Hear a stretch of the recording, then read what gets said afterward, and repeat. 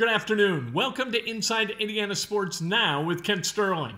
It's Wednesday, June 23rd, 2021. We're brought to you, as always, by the great people at Today's Dentistry. Dr. Mike O'Neill, the best dentist that there is. Call him. Avail yourself of his services. 317-849-2933 is the number. Hit subscribe, punch like, ring the bell. Let's go. Let's talk about sports, and let's talk about honor. Wisconsin basketball. Not a lot of honor in Wisconsin basketball. Greg Gard, the head coach, and 8 of his seniors got together in February. They had a meeting where they just let it go. All grievances were aired. That meeting was surreptitiously recorded, and an edited version of that meeting, of that audio, was sent to a media member in the state of Wisconsin, and now everybody knows what was in that meeting. Without trust, all is lost, and there can be no trust in Wisconsin basketball at this moment. Not between Greg Gard and his players, not between the players and each other, because somebody recorded that meeting and decided that they needed to share it outside the boundaries of Wisconsin basketball. How weak, how decrepit, how miserable a human being has to be to do that is a great question. There are moments in our lives that define us, not just for those around us, but for ourselves. And whoever pressed send, whoever recorded that meeting and then sent it, they got to feel terrible about who they are, and for good reason, because that is an awful thing to do. Trust is not only the foundational piece of a team, it's a foundational piece of humanity. And if we can't trust each other, if we can't look at each other in the eye, if we can't speak honestly to one another without being afraid that that conversation is being recorded and that it's going to be shared with others, what are we doing here? What kind of a life do we want to live? So now today, every coach in the United States in every sport, they're watching what they say because they understand they probably were doing it already. But this Wisconsin episode really kind of peels back the curtain as to why. They're thinking, who's recording me? Do I have to watch what I say in order not to lose my job? I guess you shouldn't say things for which you could get fired. However, it's important to feel free to express yourself honestly and in an unveiled way. And what happened at Wisconsin cuts at the very core of athleticism, of that team aspect of life that is so important to all of us. Shame on the guy who did it, regardless of what the reasons were. I don't care if you hate Greg Gard. You don't do that to another human being. You find a way to air your grievance without involving the media. For God's sake, right? And undercutting at the same time the relationship that you have, that you share with teammates. If this was a player who did that, shame on that person. And it's no wonder that Greg Gard had a difficult time coaching these guys this past season, because you don't do what happened here. No matter what, you don't betray that trust. And it was betrayed at Wisconsin big time, and the reverberations of that betrayal are going to be felt in Madison and around the country for a long time to come. Ben Simmons of the Philadelphia 76ers, does he need to be traded? This is the cause celeb of the day.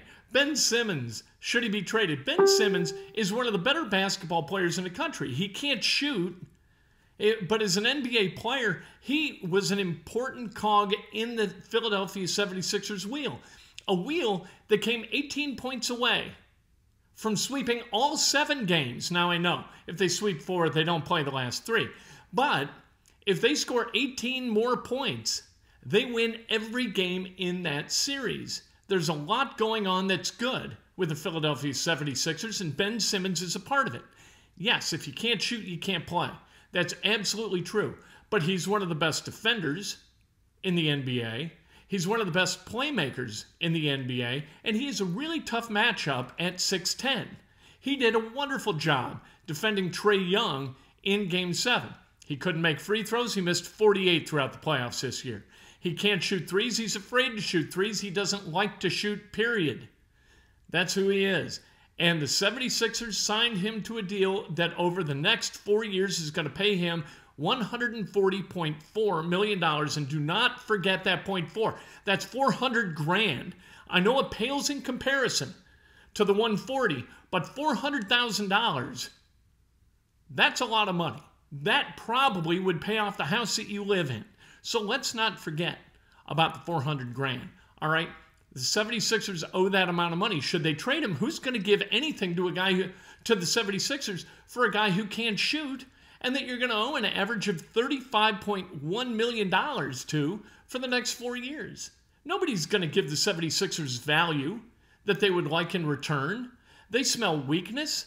They're going to lowball in the offer. And if somebody gets Ben Simmons, it's going to be at a bargain basement return. No, you shouldn't trade Ben Simmons. If you can teach this guy how to shoot free throws, you know what? The 76ers right now are in the Eastern Conference Finals, and they're probably favored to beat the Milwaukee Bucks. If you can teach a guy to shoot free throws. If you can't teach a guy to shoot free throws, get the hell out of coaching. Are you kidding me? The high school coach at the high school I attended, Jack Ford, the year after he took over, New Albany set all of its school records for free throw shooting. I don't think there was a guy in the team that didn't hit 80% because Jack Ford taught it, and the guys listened, and the guys repeated physically what Jack Ford told them to do when they shot free throws. Find a guy like Jack Ford. Want to know another thing about Jack Ford? Jack Ford taught the Louisville Cardinals in 1986 how to shoot free throws, and as a result, they won a national championship with Purvis Ellison. So how about that? Teach the man to shoot free throws. What are we doing? How hard is this, for God's sake? Yes, Ben Simmons hit 34% in the playoffs, 25 of 73.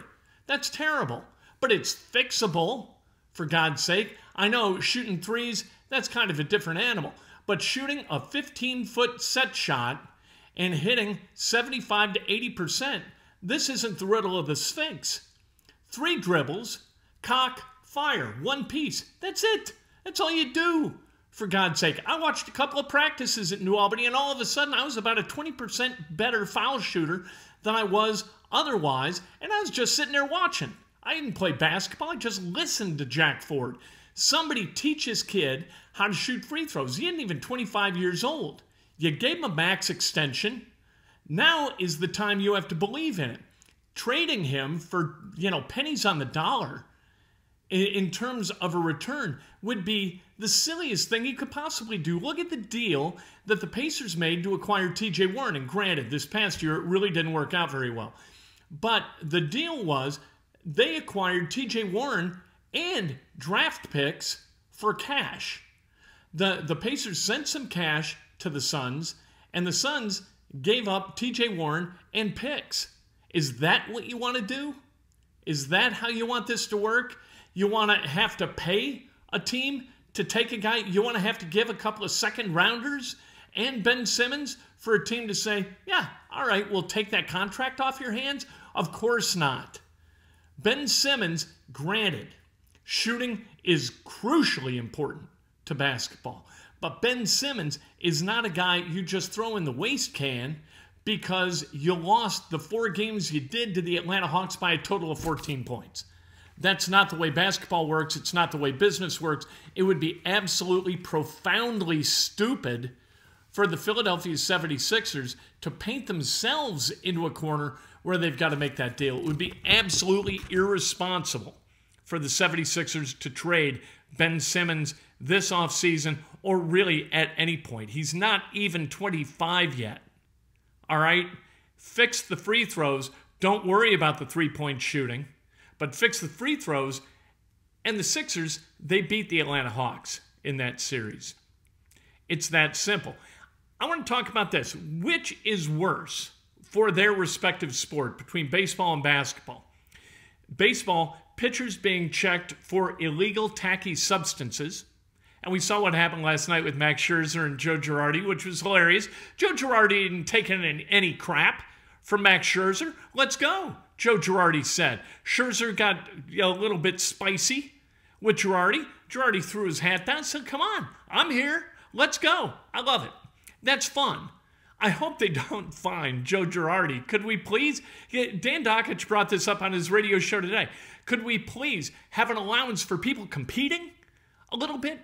Could we have an allowance for people getting a little bit salty with each other? I don't think it's a bad thing. I don't think you need to smile and buy each other, hard candies right? A box of chocolates or a bouquet of flowers, right? You're competing against each other. You don't need to spike guys as you slide into second base, but you can treat each other as though you're combatants in some form. I think that's fine.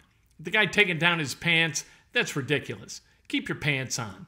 All right? Stop getting snippy at this. This is the fault of the pitchers. The pitchers did this. Using tacky substances is illegal. They've been cheating. Those rules have not been enforced. Well, now they're going to be enforced because the spin rate was high enough to corrupt the process of the hitting and the pitching in baseball to the point where the league average was like 236, major league average. You can't have people hitting 236 in Major League Baseball. People aren't going to pay to watch it. So you got a problem. Now, the correction of the problem has those who are cheating a little bit chafed. That's ridiculous. Grow a pair, be a man, and accept your responsibility for being an above-board human being, and don't cheat. We spend so much money and time trying to keep people from cheating. Cheating on taxes, cheating on business deals, cheating on wives, cheating on husbands. There's cheating going on everywhere. Just stop the cheating, and life gets so much easier. Let's compare that against the NBA. Taking 33 minutes to play 90 seconds of basketball last night at the end of the Suns and Clippers game. Are you kidding? What are you doing? Does everything have to be reviewed? How do you eliminate that? You eliminate reviews.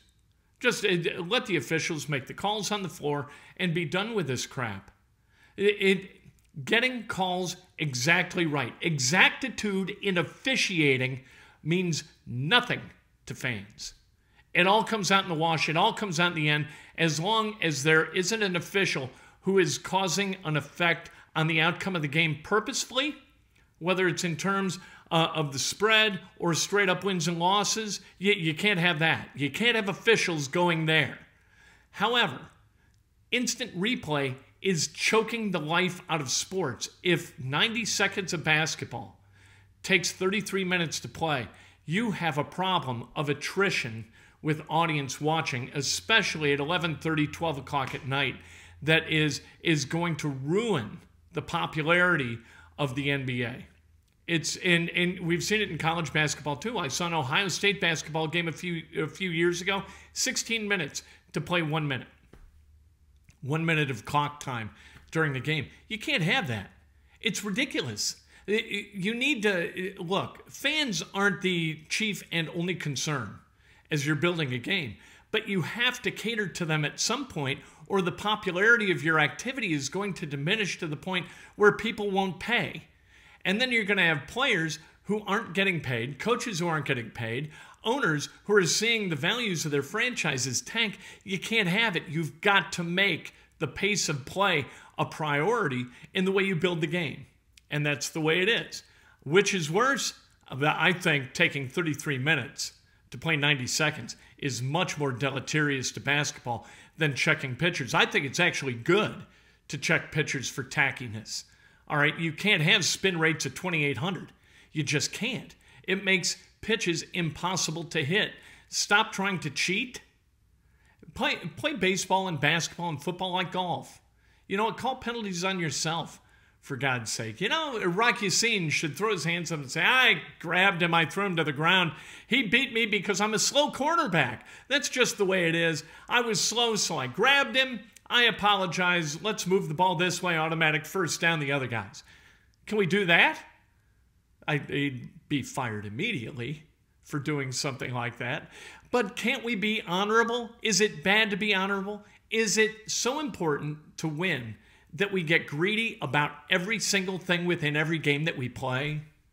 It's just silly. Breakfast with Kent tomorrow morning. Cannot wait to talk to you then. Straight up 8 o'clock on YouTube Live. Immediately thereafter on Facebook Live. We talk about sports. Nothing but sports, brought to you by the great people at Today's Dentistry. 317-849-2933.